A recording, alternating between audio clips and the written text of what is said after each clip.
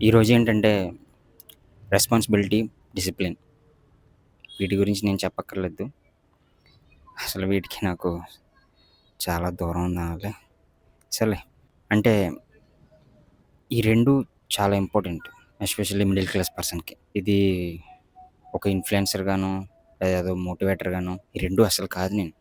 Just నేను express చేయాలనుకున్నది. చాలామంది ఏదో ఫ్రీడమ్ ఆఫ్ స్పీచ్ అని వాళ్ళకి తోచింది, వాళ్ళకనిపించింది వాళ్ళ ఎక్స్‌పీరియన్స్ ప్రకారం మాట్లాడి సోషల్ మీడియాలో పెడతారు గదా! అలానే నేను కూడా నాకు సంబంధించి నాకున్న నా మీద ఫీలింగ్ లేదా ఎవరైనా రిలేటబుల్ అయితే రిలేటబుల్ అవ్వచ్చు నేను చెప్పేదానికి. అలా చెప్పడమే తప్ప ఇన్‌ఫ్లుయెన్సింగ్, మోటివేటింగ్ అయితే అస్సలు గాదు. రెస్పాన్సిబిలిటీ, డిసిప్లిన్ లేనోడు ఎప్పటికి బాగుపడడు. అదుంటే వాడు ఏ పొజిషన్‌లో ఉన్నా వాడు మెంటల్ హెల్త్, పాజిటివ్ నేచర్ అన్నీ బానే ఉంటాయి.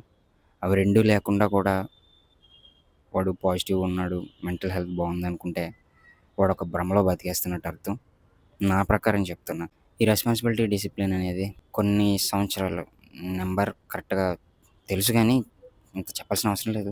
రెండిట్లో ఆ రెండిట్లికి చాలా డెడికేటెడ్‌గా ఉండేవాడిని. తర్వాత తర్వాత లేట్ టీనేజ్ అయ్యాక వాటికి దూరం అయిపోతూ వచ్చాను.